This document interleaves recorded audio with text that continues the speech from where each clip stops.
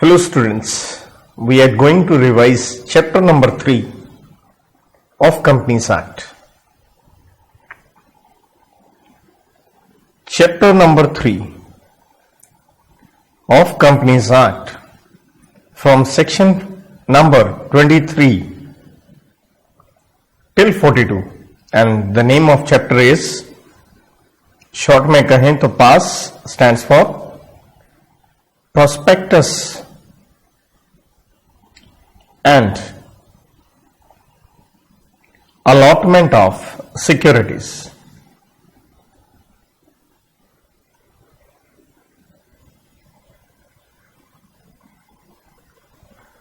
तो साथ में इसके रूल्स हैं 2014 के the pass rules, prospectus and allotment of securities rules. इस चैप्टर को आपको समझना चाहिए, ये दो हिस्सों में आता है, पार्ट 1, पार्ट 2। पार्ट 1 आता है आपका पब्लिक ऑफर पे, and this is from section number 23 till 41। तो पार्ट 2 सिर्फ एक ही सेक्शन है, ये है प्राइवेट प्लेसमेंट पे, सेक्शन नंबर 42। तो ये मैं पूरा एक पेज के अंदर कोशिश करूंगा सारी आपको रिवीजन दे दूं, और इसके लिए कोड की बनाई है, इन सेक्शंस के लिए एक कोड की है, और ये कोड की मैं डेडिकेट करता हूं महेंद्र सिंह धोनी को, एमएसडी। तो एमएसडी साहब को आप सारे जानते हैं, महेंद्र सिंह धोनी को, इज देयर। तो धोनी साहब को ये डेडिकेट करते हुए सारे सेक्शंस के कोड की बनाऊंगा मैं। तो देखिए, लेट्स स्टार्ट विथ, सबसे पहले देखिए कोड की है हमारी एमएसडी। पहले 3 सेक्शन एमएसडी ही है, सेक्शन नंबर 23, 24, 25। तो एम से हमारा सेक्शन है मेथड्स ऑफ फंडिंग। कोई भी कंपनी हो, पैसा कैसे आप रेज करेंगे। तो यहां 2 बातें हैं, या तो है आप हैं पब्लिक कंपनी या है आप प्राइवेट कंपनी। तो पब्लिक कंपनी किस तरह से पैसा रेज कर सकती है? आप पैसा रेज कर सकते हैं पब्लिक ऑफर से। पब्लिक ऑफर का मतलब ही क्या है? आप प्रोस्पेक्टस इश्यू कर सकते हैं। प्राइवेट कंपनी ऐसा नहीं कर सकती। साथ में आप क्या कर सकते हैं? आप प्राइवेट प्लेसमेंट भी कर सकते हैं, PP private placement private company भी कर सकती है। प्लस आप right shares, bonus share issue कर सकते हो, सेम प्राइवेट कंपनी भी कर सकती है। लेकिन आप पब्लिक कंपनी हो, पब्लिक ऑफर निकाल रहे हो, तो इसलिए आपको कंपनीज एक्ट के साथ साथ सेबी रेगुलेशंस का कंप्लायंस भी करना पड़ेगा। जबकि प्राइवेट कंपनी के ऊपर सिर्फ एंड सिर्फ क्या लगेगा? कंपनीज एक्ट, सेबी रेगुलेशन नहीं लगेंगी।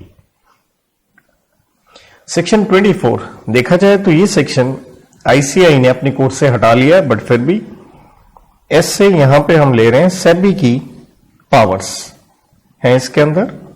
सिंपल कहें तो 3 पावर कोड की है, इनकम टैक्स डिपार्टमेंट, आई से इश्यू ऑफ सिक्योरिटीज, टी से transfer of securities, and D से अगर डिविडेंड का क्या ना हो, पेमेंट ना हो, नॉन पेमेंट। वैसे इस सेक्शन में फर्दर सेंट्रल गवर्नमेंट का हो, आरओसी कहें आप, एनसीएलटी, उनकी पावर का भी जिक्र किया गया है, जिसके लिए मैं एक कोड की ये बना के देता हूं, पापा। पा तो पी से है प्रोस्पेक्टस से रिलेटेड, ए से है अलॉटमेंट से रिलेटेड, पी से है प्रेफरेंस शेयर की रिडम्पशन, एंड ए से एनी अदर। देन आगे जी डी से एमएसडी, सेक्शन नंबर 25, इसे हम कह देते हैं डीम्ड प्रोस्पेक्टस।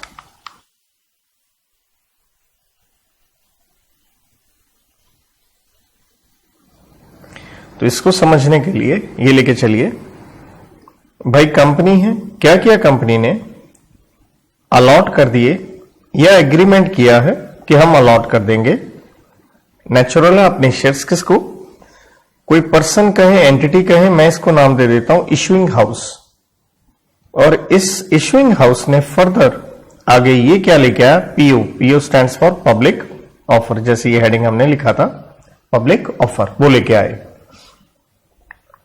ये पब्लिक ऑफर जो वो लेके आए हैं, यहां पे दो में से एक कंडीशन आपने सेटिस्फाई करनी है। अगर whole consideration not received by company, जिसका मतलब है आपने इशुइंग हाउस को शेयर्स दिए थे, उनसे पूरे पैसे नहीं लिए हैं, और ये पब्लिक ऑफर अगर आता है विद इन 6 मंथ्स, तो जिस डॉक्यूमेंट से आपने ये पब्लिक ऑफर दी है हम उसे मान लेंगे डीम्ड प्रोस्पेक्टस।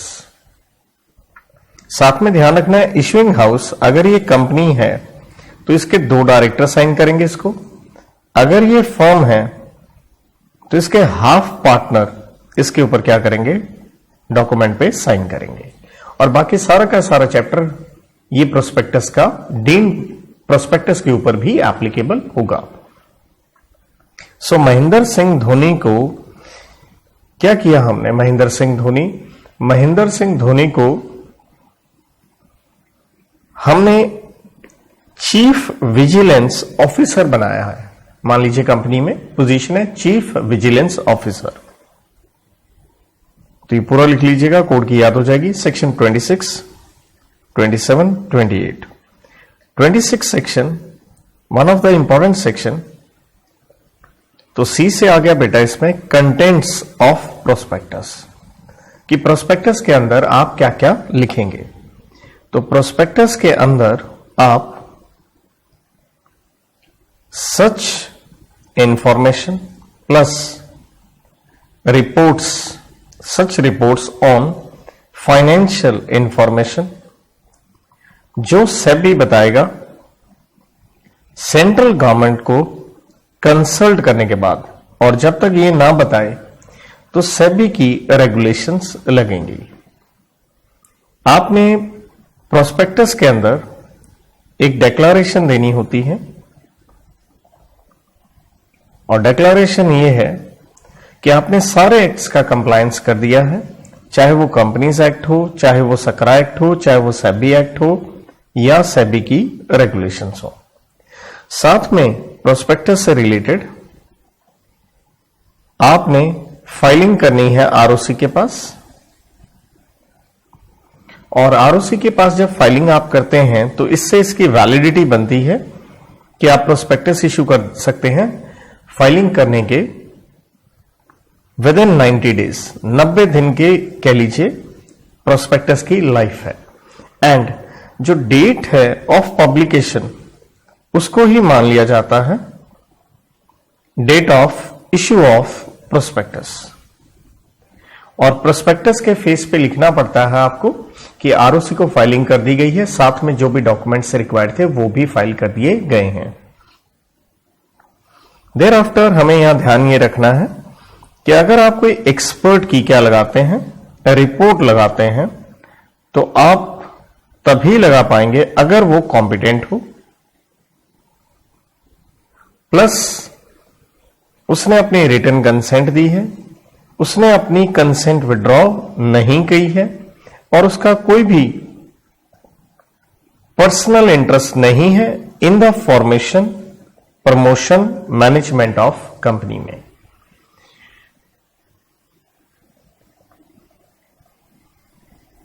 प्रोस्पेक्टस के ऊपर साइन करने होते हैं डायरेक्टर ने या प्रपोज डायरेक्टर ने,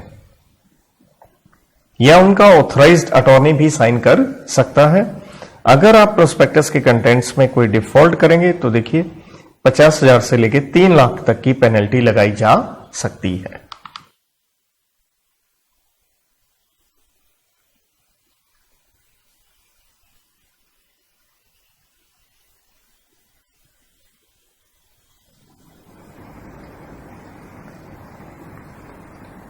तो वी से हमारा सेक्शन है variation in terms of prospectus. मतलब जिस काम के लिए आपने प्रोस्पेक्टस जारी किया है, जिस प्रोजेक्ट में आपने पैसे लगाने हैं, आप उसमें वेरिएशन कर रहे हैं, नहीं कर सकते, लेकिन कर सकते हैं कुछ, क्या है, कंडीशंस हैं। तो पहली कंडीशन ये है, आपको स्पेशल रेजोल्यूशन पास करना है, वो भी पोस्टल बैलेट से। नंबर 2 न्यूज़पेपर में आप इसे पब्लिश करेंगे, ये आप समझ गए होंगे, इंग्लिश वर्नैकुलर। साथ में आपने वेबसाइट पे इसे डालना है कंपनी की, अगर हो तो, इफ एनी। एंड नंबर 4, आपने एग्जिट अपॉर्चुनिटी देनी है, मतलब पैसा देना है किसको, जो डिसेंटिंग शेयर होल्डर है। और इनको ये पैसा कौन देगा, इनको देगा प्रमोटर, या तो प्रमोटर या फिर कंट्रोलिंग शेयर होल्डर, क्योंकि एसआर पास होता है 75% पे, तो डिसेंटिंग हो सकते हैं। 5वां, आपने इन्वेस्ट नहीं करना है पैसा in equity shares of listed company में, आप पैसा नहीं लगाएंगे। सेक्शन 28 में ओ से रिलेटेड आ गया, offer for sale of securities, OFS. यहां क्या है, ये क्लोजली हेल्ड कंपनी है जिसके कुछ एक शेयर होल्डर हैं। तो हुआ क्या, यहां शेयर होल्डर ने कंसल्ट किया किसको, बोर्ड ऑफ डायरेक्टर को, कि वो क्या करना चाहते हैं, वो सेल करना चाहते हैं अपने शेयर्स, चाहे सारे या पार्ट में, और करना चाहते हैं वो इसे बेचना चाहते हैं थ्रू कंपनी। तो बोर्ड ने कहा ओके, तो फिर शेयर होल्डर ने ऑथराइज किया कंपनी को कि वो उनके शेयर्स बेच दे। अब ये कंपनी जो डॉक्यूमेंट लेके आई है, इसको हम कहते हैं डीम्ड प्रोस्पेक्टस, और सारी की सारी प्रोविजंस प्रोस्पेक्टस की एप्लीकेबल हो जाएंगी। तो सारी प्रोविजंस अप्लाई करेंगी, सेक्शन 26 के कंटेंट भी, और लायबिलिटीज आती हैं 34 एंड 35, ये सारा का सारा एप्लीकेबल होगा। तो चीफ विजिलेंस ऑफिसर बनाने के लिए, मतलब मान लीजिए महेंद्र सिंह धोनी है और उनका हमें पैकेज बढ़ाना है, तो इसलिए हम क्या कर रहे हैं, उनको डियरनेस अलाउंस दे रहे हैं, डीए। ये है अगले 2 सेक्शन 29, 30। तो डी से आप जो भी अलॉटमेंट करेंगे वो किस में करेंगे, डीमैट अकाउंट में, जिसका मतलब है मटेरियल फॉर्म में नहीं करेंगे, पेपर फॉर्म में नहीं करेंगे, इलेक्ट्रॉनिक फॉर्म में ही आपने अलॉटमेंट करनी है। अगर आप क्या लेके आ रहे हैं, पब्लिक ऑफर, वो सिर्फ कौन लेके आ सकता है, पब्लिक कंपनी ही। प्लस अगर आप अनलिस्टेड पब्लिक कंपनी है तो भी, क्योंकि रूल नंबर 9A यही कहता है, plus any other company, that means कोई प्राइवेट कंपनी भी हो सकती है, तो वो में उनकी मर्जी है, कन्वर्ट करे या अपना इश्यू इलेक्ट्रॉनिक फॉर्म में लेके आ सकता है। ए से एडवर्टीजमेंट प्रोस्पेक्टस।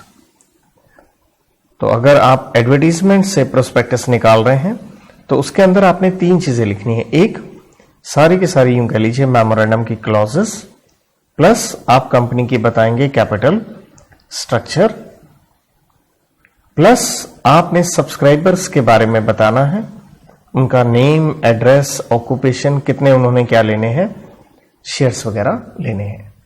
तो महेंद्र सिंह धोनी को चीफ विजिलेंस ऑफिसर बने हैं, उनका डीए बढ़ाने के लिए हमें क्या पास करना पड़ रहा है, हमें पास करना पड़ रहा है special resolution.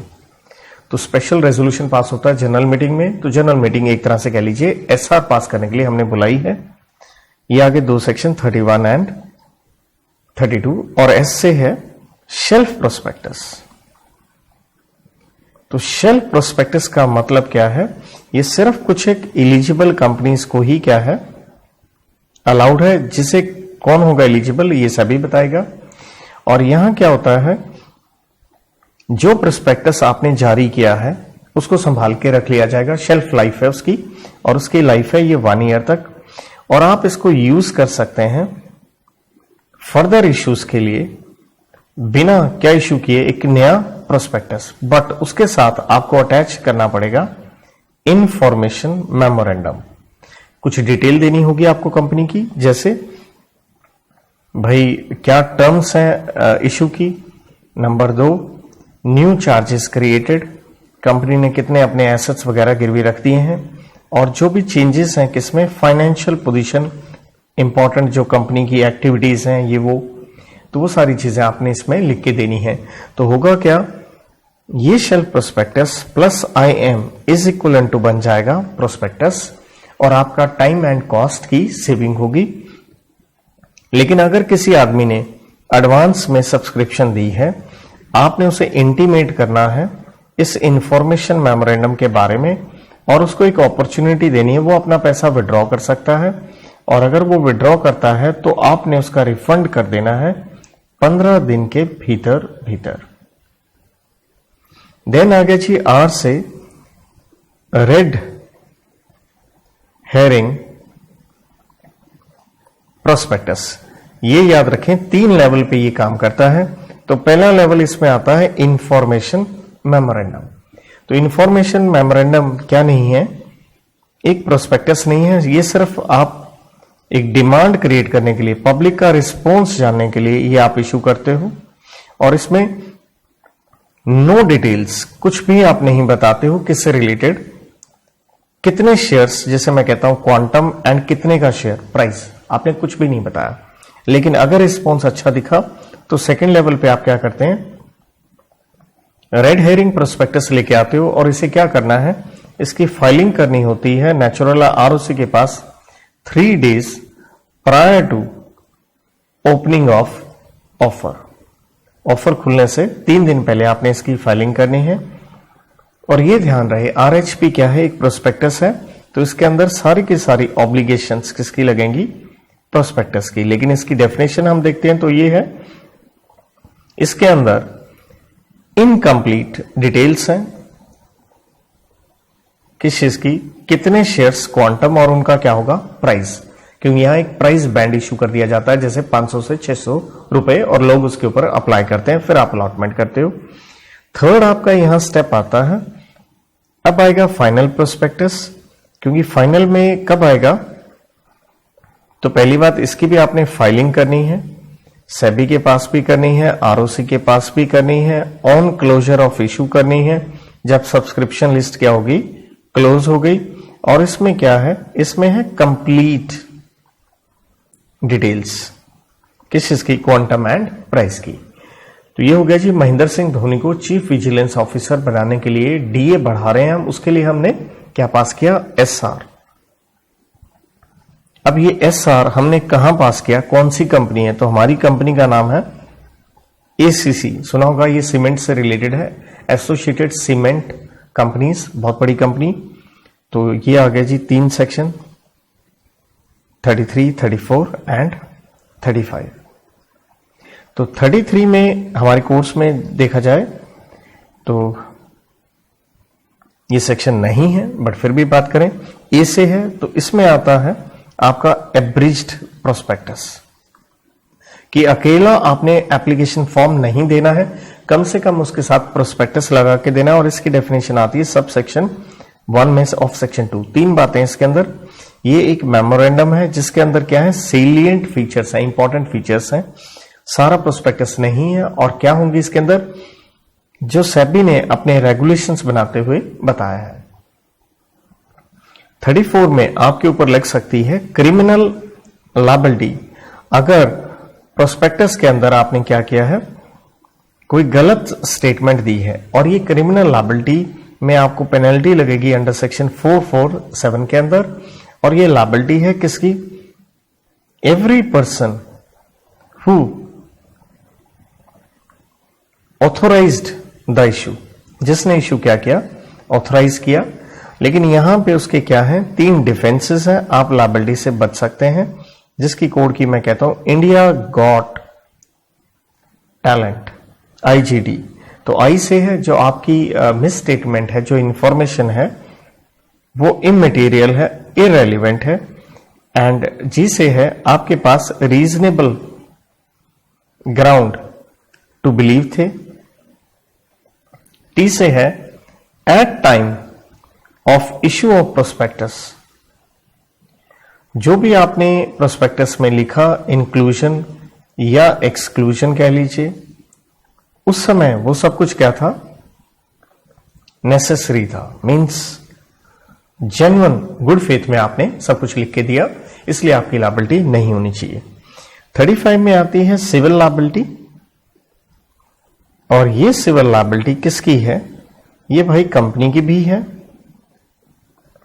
And every person who authorise the issue उनकी भी है, प्लस कंपनी के डायरेक्टर की भी है, प्लस प्रपोज डायरेक्टर भी हो आप तो भी है, agreed to be become director या named to be as director, expert की भी है, प्रमोटर की भी है। एक्सपर्ट की डेफिनेशन आती है सेक्शन 2 सबसेक्शन 38 में, इंजीनियर, वैल्यूअर, अकाउंटेंट वगैरह जिनको एक पावर है टू इशू अ सर्टिफिकेट। तो इन लोगों की लायबिलिटी है। अब लायबिलिटी का नेचर क्या है, नेचर ये है कि आपको लॉस जो किसी को हुआ है या डैमेजेस कह लीजिए वो पैसे भरने पड़ेंगे। आपकी पर्सनल यहां पे क्या है, लायबिलिटी है। क्या आप अपनी लायबिलिटी से बच सकते हैं? जी बिल्कुल। यहां पे भी डिफेंसेस हैं और उनमें एक ही कोड की बनती है, वो है कंसेंट के ऊपर।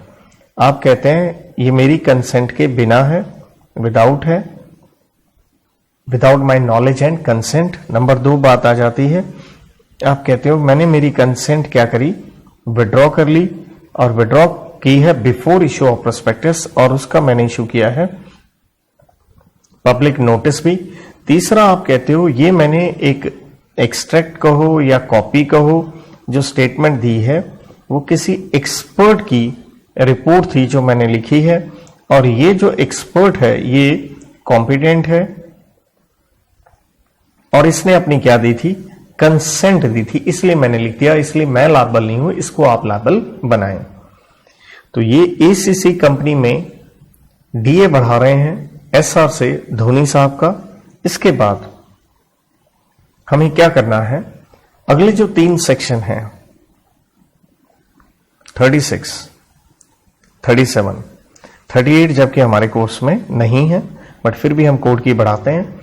तो 36 में हम क्या कर रहे हैं, हम धोनी साहब को इंड्यूस कर रहे हैं कि वो हमारी कंपनी छोड़ के ना जाए, इसलिए हम उनका डीए बढ़ा रहे थे ताकि हम एक्शन ले सकें। एक तरह से एक्शन हम ले रहे हैं ताकि हम उन्हें अपने पास रख सकें। तो ये हो गया जी 37 एंड 38 में जो कि हमारे कोर्स में नहीं है, आप कोड की से उसे हटा भी सकते हैं। तो इसमें 38 में क्या है, एक तरह से हम अपना पैसा लगा रहे हैं, इन्वेस्ट कर रहे हैं, क्योंकि उनको ज्यादा रिटर्न हम दे रहे हैं। तो 36 कहता है आप इंड्यूस कर रहे हैं किसी को, लेकिन वो इंड्यूस कर रहे हैं किस लिए, ताकि अगला पैसा क्या करे, इन्वेस्ट करे। लेकिन जब आप इंड्यूस कर रहे हो तो उसको फ्रॉडुलेंटली आप इंड्यूस कर रहे हो, धोखे से अगले का पैसा लगवा रहे हो। तो यहां पे सिंपल मेरी कोड की है SFM। एस से क्या है, आप एक स्टेटमेंट दे रहे हो वो जो कि क्या है, फॉल्स है। किससे रिलेटेड, मटेरियल फैक्ट से रिलेटेड, कि जानबूझ के गलत बोल रहे हो ताकि अगला पैसा लगाए, क्योंकि आप चाहते हो यहां पे अगला क्या कर ले, एक एग्रीमेंट कर ले। एग्रीमेंट किस चीज का कर ले, नेचुरल है वो सिक्योरिटीज में पैसा क्या करे, इन्वेस्ट करे। एक बात आप उसे क्या करे हो, भैया तेरे को बड़ा अच्छा प्रॉफिट आएगा, कहां से आ जाएगा, यील्ड से आ जाएगा, मतलब रिटर्न ऑन सिक्योरिटी से आ जाएगा, या प्राइसेस में क्या होने पे, फ्लक्चुएशन, कि उनका रेट बढ़ने से आपको बेनिफिट होगा।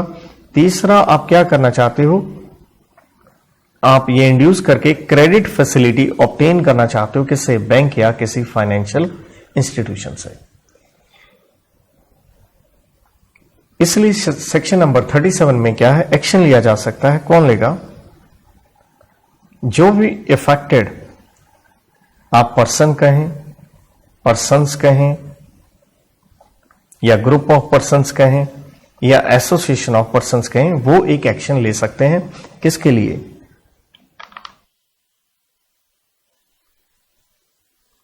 अंडर सेक्शन 34 से लेते हुए 36 तक।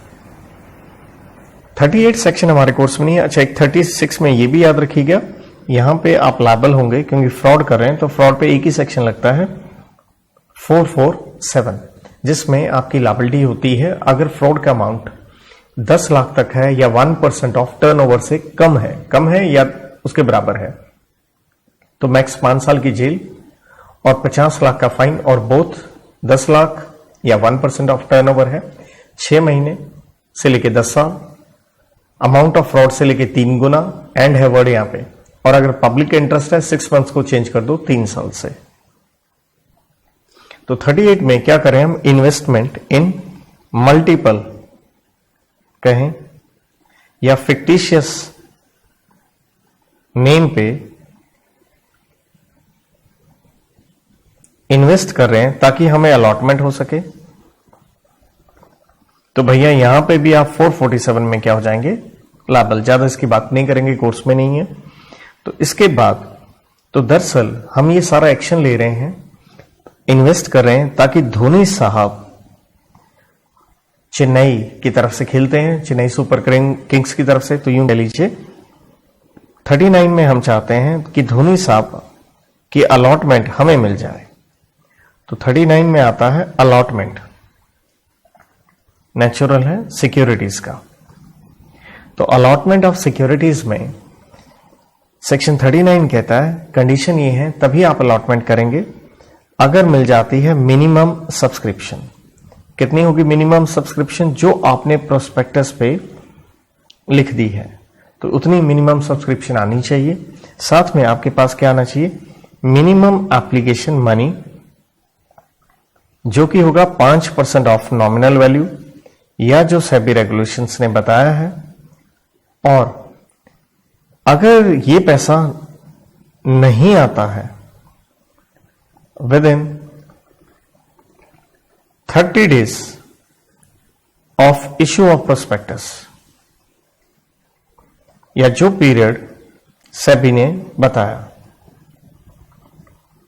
तो अगर ये पैसा उतने दिनों में नहीं आया तो आपको क्या करना होगा, आपको रिफंड करना होगा ये पैसा, और ये रिफंड आपने करना है विद इन 15 days। और अगर आपने रिफंड ये पैसा नहीं किया तो जो डिफॉल्टिंग डायरेक्टर्स हैं वो डिले पे लायबल होंगे, उनको इंटरेस्ट देना पड़ेगा at the rate of 15% per annum. Then इसी सेक्शन 39 में अच्छे से समझिए, 39(4) आपने क्या भरनी है, रिटर्न किस चीज की, ऑफ अलॉटमेंट की। किसको देनी है, नेचुरल है आरओसी को देनी है, और विद फीस के साथ देनी है, विद इन 30 days देनी है। और ये आप रिटर्न फाइल करेंगे पास 3 फॉर्म के अंदर, और ये रिटर्न आपको नहीं चाहिए होती है अगर आपने रीइश्यू किए हैं। क्या इश्यू किए हैं भाई, फॉरफिटेड शेयर्स।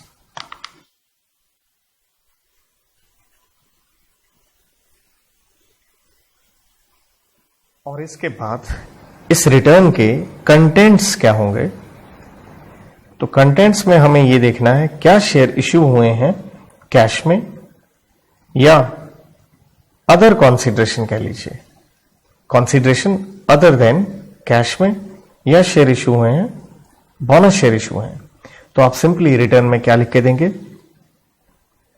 एक तो ये बताएंगे कि भाई शेयर होल्डर वगैरह का नेम वगैरह, आप ये बताएंगे नंबर ऑफ शेयर्स, उसकी नॉमिनल वैल्यू, शेयर्स की टाइप वगैरह कह लीजिए, कितना अमाउंट आ चुका है, ये सब कुछ, और ये सभी में बताएंगे आप, तीनों में ही कॉपी पेस्ट है। लेकिन अगर कॉन्सिडरेशन अदर देन कैश है तो आपने कॉन्ट्रैक्ट, क्योंकि एसेट वगैरह खरीदे हैं तो उसकी कॉपी भी फाइल करनी है जो कि ड्यूली स्टैम्प्ड होनी चाहिए। साथ में रजिस्टर्ड वैल्यूअर से क्या हुई हो वैल्यूएशन। और बोनस शेयर में अलग से पॉइंट ये है, आपने ऑर्डिनरी रेजोल्यूशन जो पास हुआ जनरल मीटिंग में उसकी कॉपी लगा के देनी है। तो यहां पे हम चाहते हैं महेंद्र सिंह धोनी हमें क्या हो जाए, अलॉट हो जाए। And going to section number 40, section number 40 में धोनी साहब हमें अलॉट हो जाएंगे तो हम उसकी लिस्टिंग करवा देंगे, नेचुरल उसकी वैल्यू बढ़ेगी। तो ये है लिस्टिंग के ऊपर। तो लिस्टिंग में सेक्शन ये कहता है सबसे पहले कि भैया before issue of prospectus, prospectus निकालने से पहले ये ध्यान रहे आप लिस्टिंग की एक एप्लीकेशन देख के आओ, आपकी मर्जी है, चाहे एक या एक से ज्यादा रिकॉग्नाइज्ड स्टॉक एक्सचेंज हो। देन आप प्रोस्पेक्टस आपने निकाला तो प्रोस्पेक्टस में नाम लिखो आप जिन जिन आरएससी से आपने एप्लीकेशन दी है। तीसरी बात, आपने ये पैसा जो मिनिमम एप्लीकेशन मनी आई है इसे आपने सेपरेट बैंक अकाउंट में रखना है। कहने का मतलब है उसको यूज नहीं करना है टिल जब तक क्या ना हो जाए, या तो 39 में क्या ना हो जाए अलॉटमेंट, प्लस ध्यान रहे ये लिस्टिंग की जब तक क्या ना मिल जाए अप्रूवल। ये कंप्लायंसेस आपको करने होंगे। इसका किसी भी प्रकार का वेवर नहीं हो सकता। अगर वेवर किया भी है इन्वेस्टर ने तो वो वॉइड ही होगा। देयर आफ्टर आप कोई भी क्या कर सकते हैं, कमीशन वगैरह पे कर सकते हैं जब आपने कोई इशू निकाला है। तो इसके ऊपर देखिए हम बात करेंगे अंडर राइटिंग कमीशन की। और अंडर राइटिंग कमीशन जो आता है section 40(6) read with rule number 14 में आता है। तो अंडर राइटिंग चीज क्या है? अंडर राइटिंग एक तरह की इंश्योरेंस है कि अगर क्या हो गई अंडर सब्सक्रिप्शन, तो ये जो अंडर राइटर है उसकी क्या बन जाएगी? Personal liability. वो बाकी के शेयर्स क्या कर लेगा? सब्सक्राइब कर लेगा। हमें हमारी मिनिमम सब्सक्रिप्शन की टेंशन क्या हो जाएगी? खत्म। इस काम के लिए अंडर राइटर को हमें क्या देना है? कमीशन। और कमीशन का यहां रेट सबसे महत्वपूर्ण है। अगर ये शेयर्स हैं तो बात अलग है, डिबेंचर है बात अलग है। शेयर्स में कमीशन का रेट होगा 5%, लेकिन ध्यान रहे ये ऑफ इश्यू प्राइस है, ना कि नॉमिनल वैल्यू पे है। या फिर जो आर्टिकल्स में लिखा है और विच एवर इज क्या लेना है? हमें लेस लेना है। डिबेंचर में क्या करेंगे? 5% को 2.5 कर दीजिए, बाकी सारा सेम रहेगा। और ये जो कमीशन है आप कहां से पे करेंगे? ये आउट ऑफ आप पे कर सकते हैं इश्यू ऑफ प्रोसीड्स में से, वहां से जो पैसा है, या प्रॉफिट में से। प्रॉफिट चाहे आपका रेवेन्यू प्रॉफिट हो या कैपिटल प्रॉफिट हो, इससे कोई फर्क नहीं पड़ता है। देन आप पैसा कैसे पे करेंगे? मोड ऑफ पेमेंट जैसे मर्जी आप कर लीजिए, जैसे आपको ठीक लगे। कैश में दे दीजिए, शेयर्स में दे दीजिए, या पार्टली भी हो सकता है। लेकिन बड़ी बात है ये underwriting commission as per your articles होना चाहिए। प्रोस्पेक्टस में इसका डिस्क्लोजर आपको देना पड़ेगा कि अंडरराइटिंग हमने करवाई है। तो ये हो गया जी, धोनी साहब अलॉट हुए। अलॉट होने के बाद हमने क्या कर दी? उनकी लिस्टिंग कर दी। लिस्टिंग करने के बाद अब उनकी इंटरनेशनल वैल्यू हो जाएगी। तो यहां आ गया सेक्शन 41, जिसे हम कहते हैं GDR, ग्लोबल डिपॉजिटरी रिसीट्स। ये हमारे कोड से हटा दिया गया है। तो ग्लोबल मींस समझ गए आप, हिंदुस्तान के बाहर धोनी की वैल्यू। तो धोनी के ऊपर ही कोड की है हमारी। इसके बाद आ गया जी 42। तो धोनी जब हमारा हो गया तो हम उसकी प्लेसमेंट क्या करेंगे? प्राइवेट, जहां हम चाहेंगे वहां लगाएंगे। तो उसी के ऊपर है 42।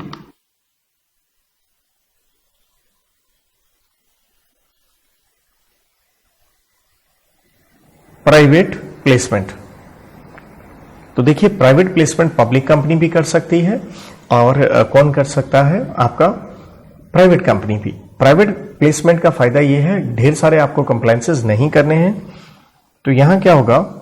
कंपनी जब एक पीपी लेके आती है तो ये एक सिलेक्टेड ग्रुप ऑफ पर्संस होंगे, क्योंकि ये प्राइवेट प्लेसमेंट है, ये पब्लिक ऑफर नहीं है। तो इन ग्रुप ऑफ पर्संस को आपने इनवाइट करना है या ऑफर करना है एक लेटर से, जिसमें नेचुरल है आप उनका नाम एड्रेस वगैरह सब लिख के आप उनको भेजेंगे। और इनका एक प्रॉपर रिकॉर्ड भी आपने मेंटेन करना है। इसकी फाइलिंग भी आपको आरओसी को करनी पड़ती है। ध्यान रहे नो एडवर्टीजमेंट, मीडिया, मार्केटिंग का आप उपयोग नहीं कर सकते हैं, क्योंकि ये सिलेक्टेड ग्रुप ऑफ पर्संस हैं। और ये लोग, बड़ी बात है, ये कितने लोग हो सकते हैं? ये मैक्सिमम होंगे 200, लेकिन काउंटिंग में हमें एक्सक्लूड कर देना है QIB को, क्वालिफाइड इंस्टीट्यूशनल बायर को, एंड एम्प्लॉइज को जिनको हमने ESOP दिया है 62(1)(b) में, एम्प्लॉय स्टॉक ऑप्शन प्लान।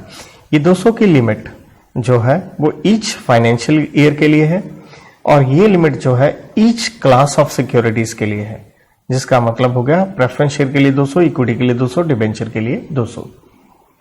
आपको करना क्या है, प्राइवेट प्लेसमेंट आने से पहले आपको पहले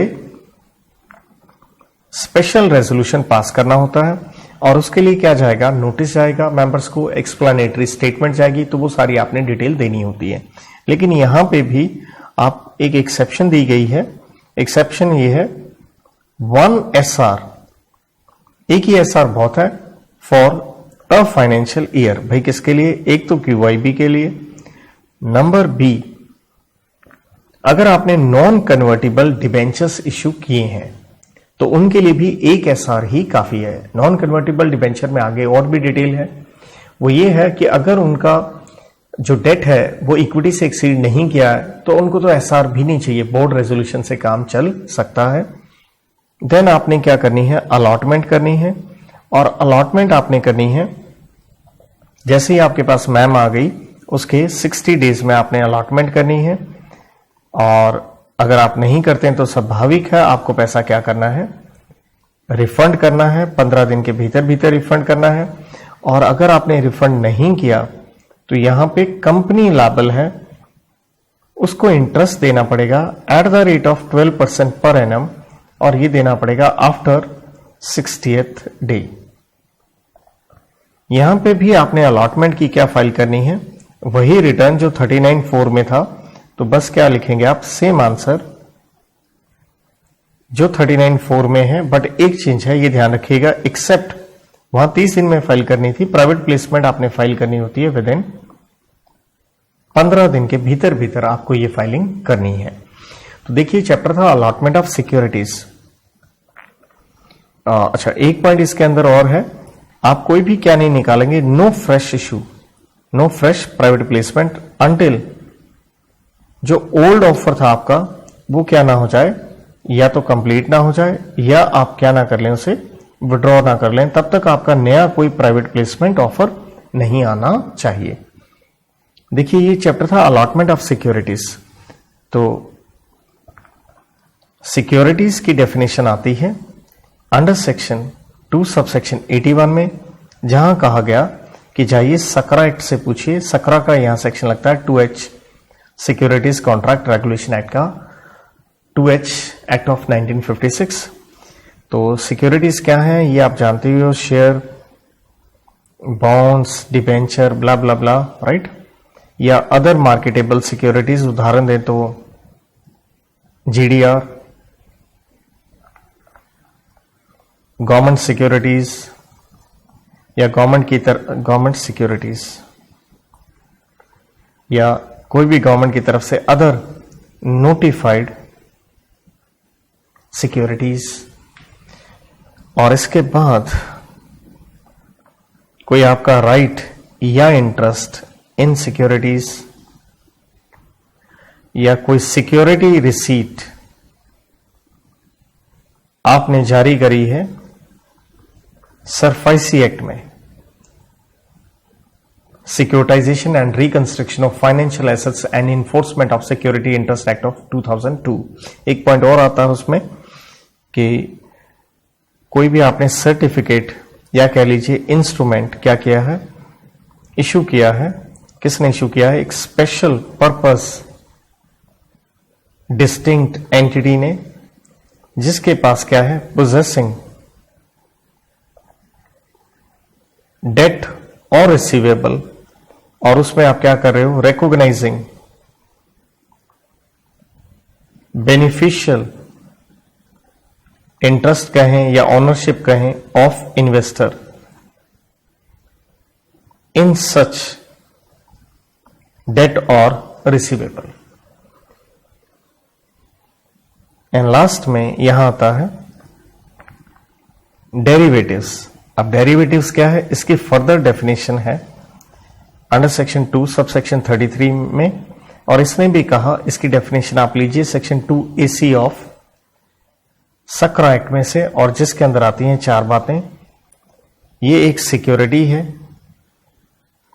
जो कि क्या हुई है, डिराइव हुई है किससे, बाकी सिक्योरिटीज से, शेयर कह लीजिए, डिबेंचर कह लीजिए, लोन एटसेट्रा कह लीजिए, उनसे डिराइव हुई है। नंबर 2, ये एक कॉन्ट्रैक्ट है which derives its value from prices or index of prices of underlying securities. जैसे एग्जांपल दें, एनएससी में Nifty, third commodity derivative, and fourth any other notified by government. तो इसके साथ एक पेज के भीतर ये देखिए एक पेज है मेरा, बिल्कुल रजिस्टर का 1 page. I have completed, I have mentioned everything. Code की देखिए सारे सेक्शन तरीके से याद हो सकते हैं। महेंद्र सिंह धोनी को चीफ विजिलेंस ऑफिसर बना, उसको रिटेन करने के लिए हमने डीए बढ़ाने के लिए एसआर बुलाई, एसीसी कंपनी की बुलाई, ताकि क्या किया जा सके, यहां से हमने थोड़ा चेंज किया ताकि हम उन्हें इंड्यूस करें 36 में, और इंड्यूस करके ये एक्शन लें और उसकी हमें जो इन्वेस्टमेंट कर रहे हैं उसकी अलॉटमेंट हमें हो जाए। उसके बाद हम उसकी लिस्टिंग करेंगे, हिंदुस्तान के बाहर जीडीआर के रूप में बेचेंगे और वो हमारी प्राइवेट क्या हो जाएगा, placement. Thank you, good luck, God bless.